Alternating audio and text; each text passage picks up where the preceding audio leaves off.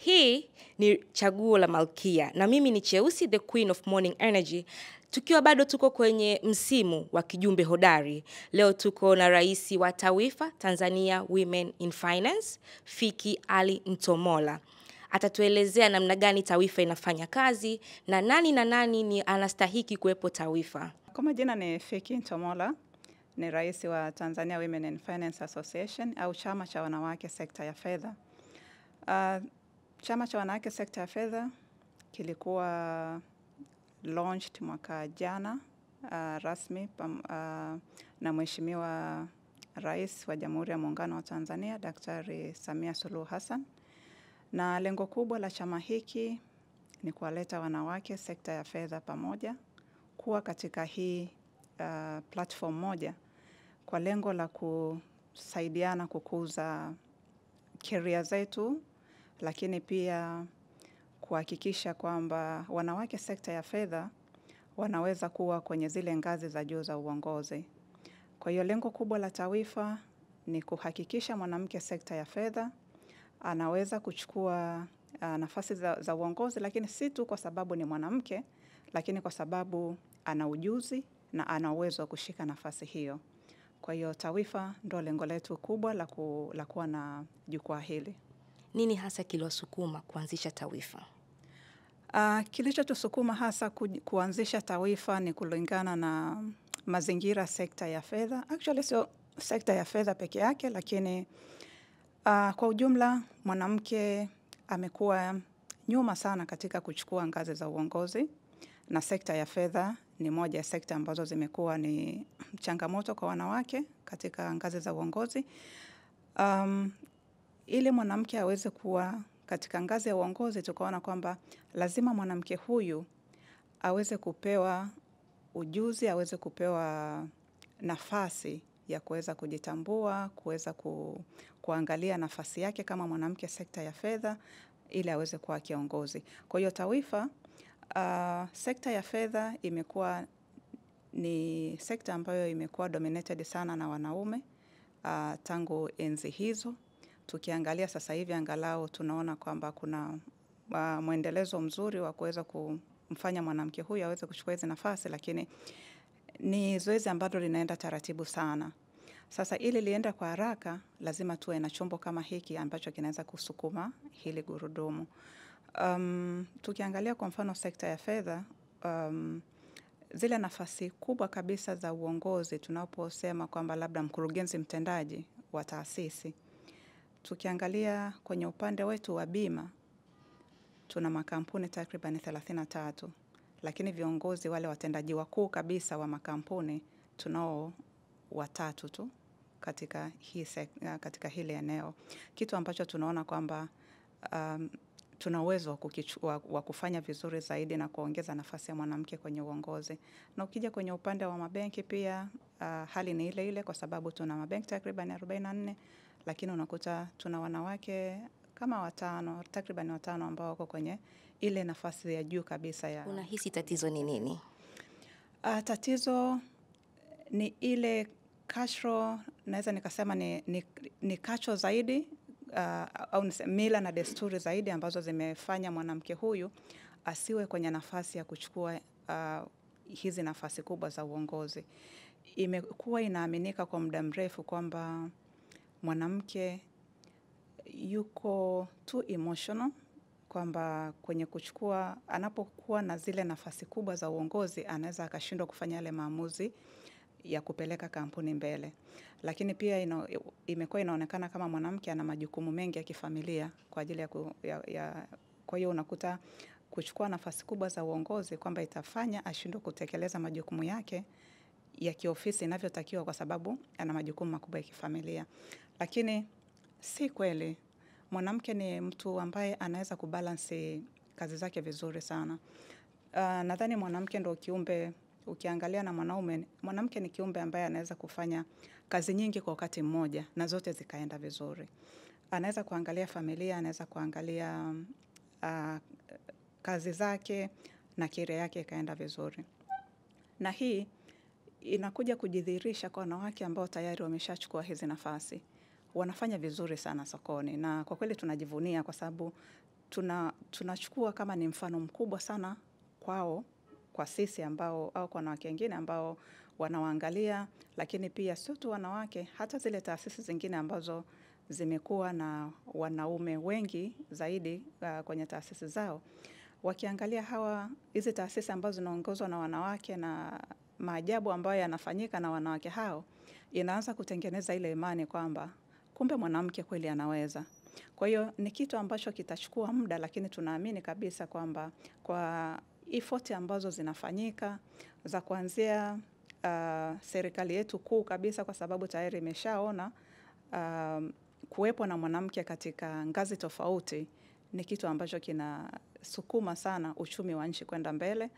Kwa hiyo tunaamini kabisa kwamba kwa nguvu ya pamoja ya sisi kama chama, lakini pia serikali na wadau wengine, tunaamini hili linaweza likafanyika na tukafika sasa kwenye kubalance ile uongozi kati ya mwanamke na mwanaume. Na of course hatutaki kwamba wanawake labda wachukue tu nafasi kwa sababu ni wanawake.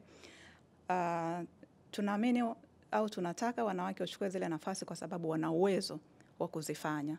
Na ndio lengo la taifa, kwamba kujenga uwezo wa wale wanawake waweze kuzifanya zile kazi, si tu kwamba wapate position kwa sababu ni wanawake. Na msikilizaji wa Malkia Choice FM atakuwa anajiuliza ni sifa gani hasa ili aweze kuwa mwanachama wa taifa? Mwanamke yote ambaye yuko ndani ya sekta ya fedha anaweza kuwa mwanachama wa taifa. Sekta ya fedha ni wanawake ambao wanafanya kazi kwenye kampuni za bima, kwenye mabenki, kwenye mifuko ya hifadhi za jamii, lakini pia kwenye hii mifuko ya uwekezaji kama hizi capital market. Kwa hiyo wote hawa wanaingia kwenye kuwa wanachama wa taifa. Okay. Na ni mipango gani taifa imeweka ili kuendelea kuwezesha wanawake? Taifa ina mipango kadhaa, ikiwemo kuangalia sera ambazo zinasaidia huyu mwanamke aweze kuinuka, kwa maana ya kwamba kwa sababu mara nyingi vitu vinashindwa kwenda kuanzia kwenye sera. Nitakupa mfano. Kuna baadhi ya taasisi au tukiangalia kwa mfano hizi AMCOS, sera zikiwa silence. Kwa Malkia ambaye hajui AMCOS ni nini? Ni vile taasisi ndogo ambazo ziko vijijini na sehemu zingine za nje zinazosaidia wakulima, lakini na nafasi zingine za kuweka hizo, wanaweka hizo pesa zao, yani vinakuwa kama ni kikundi cha upande wa kilimo zaidi, lakini inasaidia kudrive hii economy ya upande wa kulima huko. Kwa hiyo inapotokea kwamba sera kama hizi, unakuta vikundi vile bodi zao nyingi ziko na wanaume, hakuna wanawake. Na ukizingatia kwa vijijini kule, mwanamke kuchukua zile position, wanaona kabisa kwamba ni kitu ambacho hakiwezekani, kwamba kwa nini mwanamke awepo pale. Lakini ukiangalia wanawake wamekuwa ni wajumbe wazuri wa kuhakikisha kwamba pesa hazipotei, wanarudisha pesa vizuri kama ni kwenye vikundi wakichukua. Lakini inapokuja kwenye swala la uongozi, wanawake wanawekwa pembeni. Inaaminika kwamba waume zao ndio wanaweza wakawakilisha, lakini haiko hivyo. Lakini kwa sababu sera hii imekuwa kimya, haijaonyesha kwamba labda kwenye bodi ya hivi vyama kwamba kunatakiwa kuwe labda na wanawake kadhaa na wanaume kadhaa. Imeweka tu kwamba labda bodi inaweza kuwa na watu 7, lakini haijaainisha kwamba labda ni lazima kuwe na hiyo gender balance. Lakini kama tukianzia kwenye sera huku, tukaweza kuonyesha kabisa kwamba tunatakiwa kuwa na uwiano wa wanawake na wanaume katika bodi mbalimbali, itasaidia sana. Ni kwenye sekta ya fedha kwa ujumla imekuwa hivyo, lakini tunashukuru Benki Kuu ilitoa mwongozo kwenye sekta ya fedha kuelekeza financial institutions kwenye bodi zao at least kuwe na uwiano wa wanawake kufikia angalau 30% inapofika mwaka 2028. Kwa hiyo tunategemea kukiwa na miongozo kama hiyo itaweza kusaidia sana kuhakikisha hizi financial institutions au taasisi za kifedha zinaweka ile uwiano wa gender kwenye taasisi zao. Lakini pia tunaangalia policy za makampuni tofauti tofauti kwa sababu kila kampuni ya taasisi au hizi taasisi za kifedha zina zile policy ambazo zinaonyesha au zinaongelea usawa wa kijinsia katika sekta au katika mazingira ya kazi. Lakini utekelezaji wake unakuwa ni changamoto. Sasa tukihakikisha kwamba sera ambazo wamejiwekea wanazitekeleza, itakuwa ni jambo ambalo litasukuma sana hii agenda kwenda mbele. Tunaelewa kwamba tarehe 11 April TAWIFA wameandaa mkutano jijini Dodoma. Tuelezee kidogo kuhusiana na mkutano. Huu ni mkutano wa mwaka ambao ni mkutano ambao utakuwa unafanyika kila mwaka, tukianza kwamba mwaka jana ulifanyika tarehe 14 March ambayo ndio ulikuwa uzinduzi rasmi wa TAWIFA. Na mwaka huu basi unakuwa ni mkutano wetu wa pili ambao tutaufanyia mjini Dodoma. Na mkutano huu lengo ni kuwaleta wanawake sekta ya fedha katika warsha hii, tukae pamoja na kudiskasi sera zetu na challenge na zile changamoto ambazo tunazo kwenye sekta. Lakini pia tunahusisha watu wa serikali, watu wa mataasisi mbalimbali pamoja na wadau wengine kwa ajili ya kukaa pamoja kuangalia namna gani ya kusaidia huyu mwanamke sekta ya fedha kwenda mbele zaidi. Na ukizingatia kauli mbiu ya mkutano huu inaendana na kauli mbiu ambayo ilikuwa ni ya mwanamke, siku ya mwanamke duniani. Tunasema kwamba wezesha mwanamke kuharakisha maendeleo. Kwa na sisi tunaenda na kauli mbiu hiyo tukiangalia kwamba kama sekta ya fedha tukimwezesha mwanamke huyu, basi kuna uwezekano mkubwa sana wa kuharakisha maendeleo katika sekta lakini pia katika uchumi wa nchi. Na kwa nini tunakuwa na hii ya kusema tuharakishe maendeleo, tumwezesha mwanamke ili tuweze kuharakisha maendeleo. Hii ni kwa sababu ya ripoti mbalimbali ambazo zimekuwa zinafanyika kuonyesha namna gani mwanamke ana mchango mkubwa sana kwenye uchumi wa nchi. Na tukiangalia shirika la kazi duniani, ripoti yake ilionyesha kwamba mataasisi mengi kutokana na research ambayo walifanya kuanzia mwaka 91 mpaka 2017 ilionyesha makampuni mengi ambayo yamefanikiwa at least kuweka balance ya uongozi kwa yani ile kwenye management level kukawa na 30% ya wanawake katika zile positions, imesaidia sana kufanya zile kampuni kutengeneza faida mara 20% ya wale wengine ambao hawana hiyo gender balance.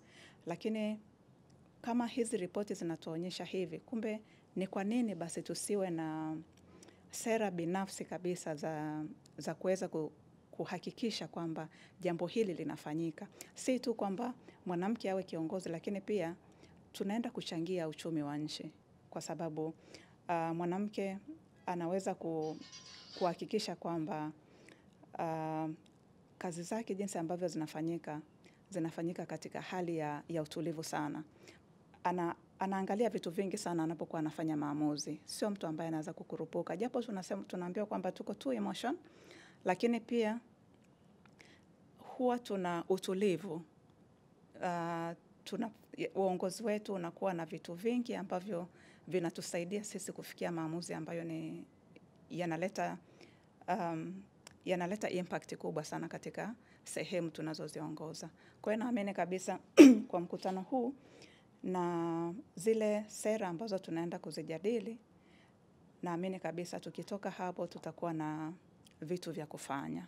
Kwa sababu TAWIFA haiangalii tu mwanamke ndani ya sekta ya fedha kwamba tumkuze huyu mwanamke awe kiongozi. Ni kwa sababu tunaangalia pia mwanamke ambaye yuko nje ya sekta ya fedha. Anaweza akawa ni mwanamke ambaye ni mkulima lakini mfanya biashara mdogo. Namna gani tunamsaidia huyu mwanamke kwenye kiwango chake hiki aweze kufanya vizuri.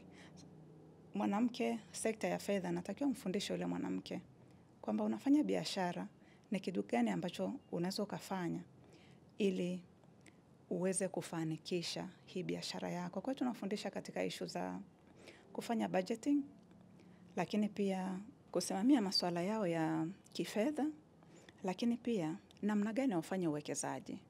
Kwa sababu wanawake wengi wanadhani kwamba uwekezaji ni kwa watu ambao wana pesa nyingi sana. Lakini kumbe unaweza ukawa na pesa kidogo, lakini ukaweza kuiwekeza na ikaweza ikaleta matokeo mazuri zaidi kwako na kwa familia kwa ujumla. Lakini mwanamke huyu anatakiwa apewe hiyo elimu. Sasa na sisi kama wanawake sekta ya fedha, jukumu letu ni hilo, kuipeleka ile elimu kule kwa wale wanawake. Lakini pia sio tu kupeleka elimu, lakini tuwapelekee zile huduma ambazo wana uwezo kuzimudu. Kwa sababu sekta ya fedha imekuwa inaonekana kama sekta ambayo mtu hawezi kuja kama hana kipato fulani. Sasa tunataka tuiondoe hiyo kwamba wale wote kipato chochote kile ambacho mtu anacho ana uwezo kupata service kwenye sekta ya fedha. Kwa hiyo mwanamke huyu ambaye yuko ndani ya sekta ya fedha tunapomwezesha kuwa kiongozi na akawepo kwenye mamlaka ya kufanya maamuzi, ina maana anapokaa kwenye vile vikao vyake ana uwezo kuangalia kwamba hivi ni product gani au ni huduma gani ambayo inaweza kwenda kumfaa yule mwanamke kule nje, ambayo itakuwa ni rahisi kwake kuimudu, lakini pia ataipata kwa urahisi. Kwa hiyo in terms of affordability na accessibility iweze kuwa rahisi kwake kwa yule mwanamke. Kwa ni vitu ambavyo tunaviangalia sana ili tuweze kuhakikisha kwamba mwanamke wa sekta ya fedha anapoinuka juu asiinuke peke yake, basi amuinue na ile mwanamke nje ya sekta ya fedha. Mkutano huu utakuwa siku ngapi? Mkutano huu utakuwa ni wa siku 3, kwa maana ya kwamba kwa sababu tutaanza na activities mbalimbali. Tutaanza na zoezi la kupanda miti kwanza tarehe 8. Zoezi hili tutashirikisha watoto wa shule ya msingi. Tumefanya hivi ili waweze kujumuika na sekta hii ya fedha. Waanze kuelewa kwamba sekta ya fedha wanafanya nini. Lakini pia kuwafundisha utunzaji wa mazingira ni muhimu kiasi gani. Kwa sababu sekta ya fedha ni kuangalia uchumi wa nchi, lakini pia mazingira yanapokuwa sio rafiki yana affect sekta yote. Kwa hiyo tunaangalia area hizo pia watoto waweze kuanza kujifunza na waweze kuinteract na sisi. Lakini pia baada ya siku hiyo tarehe 8, tarehe 9 tutakuwa na hii financial literacy au elimu ya fedha kwa vikundi vya wanawake pale Dodoma, ambavyo tutavifanya kwa siku nzima. Tunategemea kuwa na wanawake 200 wa kufanya hayo mafunzo, na yote hii ni kuhakikisha kwamba wanawake wale wa Dodoma ambao wako kwenye biashara hizi ndogo ndogo waweze kupata hii elimu ya fedha na waweze kuboresha biashara zao zaidi. Lakini pia tutaweza kufanya utaratibu, kwa sababu tunapofanya haya mafunzo ya kifedha huwa tunatengeneza namna ya ufuatiliaji wale ambao tunawafundisha wanaendeleaje, ili sehemu ambazo labda hawajaweza kufanikisha au kuelewa vizuri, basi tuweze kurudi na kuwaelewesha tena kwamba hapa tulifundisha hivi, lakini unavyofanya hivi unaweza usipate matokeo mazuri sana. Kwa hiyo mpaka sasa mmeshafundisha wanawake wangapi? Tumekuwa na wanawake takriban kama 120, kwa sababu tulianzia Zanzibar mwaka jana na tumekuwa tumeendelea hivyo. Kwa hiyo kwa Tanzania bara tulikuwa hatujafanya. Hii ndio itakuwa ni awamu ya kwanza kwa Tanzania bara ambayo tutaanza nayo Dodoma kuanza kufanya hivyo. Na matukio mnayaona? Yes, tunayaona kwa sababu wanawake uzuri, mwanamke ukimwelekeza kitu huo ni wepesi sana wa kuelewa na kukifanya. Kwa hiyo tunaamini kabisa jinsi ambavyo elimu itazidi kufika kwa wanawake wengi zaidi, uchumi wa nchi utazidi kuwa imara, lakini pia hizi familia za hawa wanawake zitaendelea kuwa bora zaidi kwa sababu wanawake ni wepesi wa kuelewa na kufanya utekelezaji. Changamoto gani ambayo mmepitia mpaka sasa katika kutoa elimu katika masuala ya fedha? Changamoto ambazo zinakuwepo zaidi zinakuwa ni hizi za kimila zaidi, ambazo wanawake wengi ili kushiriki haya mafunzo huwa wanakuwa na changamoto kutoka kwenye familia zao, sema waume zao, kwa sababu wanakuwa hawaamini kwamba wale wanawake wana uwezo wa kushiriki haya mafunzo na yakawa ni msaada kwa familia. Kwa hiyo wengi hata unapoanzisha haya mazungumzo ya mafunzo, unakuta anakuambia kwamba labda ngoja kwanza niongee na mume wangu. Haufanyi maamuzi yeye kama yeye ya kuona kwamba ile mafunzo ni muhimu. Kwa hiyo kuna wanaume ambao hawaoni kama ni muhimu, wengine wanawakataza kwamba sio kitu cha msingi cha kufanya, na unakuta kwamba mwanamke anashindwa kushiriki yale mafunzo. Lakini pia ukiangalia kwenye nafasi nyingi za jamii zimemweka mwanamke kama ni mtu wa kukaa nyumbani na kulea familia zaidi. Kwa hiyo hata anapojaribu kujiinua kiuchumi, inakuwa inaonekana kama ni mtu ambaye anaenda tofauti na jamii. Kwa hiyo tunajaribu sana kuwaelewesha, lakini pia tunapopata nafasi ya kuongea na wanaume ambayo sio rahisi sana kuwapata, lakini wale ambao wanapatikana, tunajaribu kuwaelewesha umuhimu wa kuwaruhusu wanawake, wale wake zao kuweza kushiriki mafunzo haya. Naamini elimu huwa ni kitu muhimu wakipata watu wote, mwanaume na mwanamke. Kwa hiyo tunaamini kabisa jinsi tunavyoendelea kufikisha hii elimu, na wanaume pia naamini wataweza kuona haya matokeo, na mwisho wakaona kwamba ni muhimu kwa wake zao kuwepo kwenye hivi vikundi na kushiriki haya mafunzo. Ili mwanamke ashiriki katika mkutano huu, inabidi ana sifa gani? Kuna kiingilio ama mwaliko? Kwanza, wanawake wengi ambao wanashiriki kwenye mkutano wa tarehe 11 ni wanawake sekta ya fedha na wadau wengine.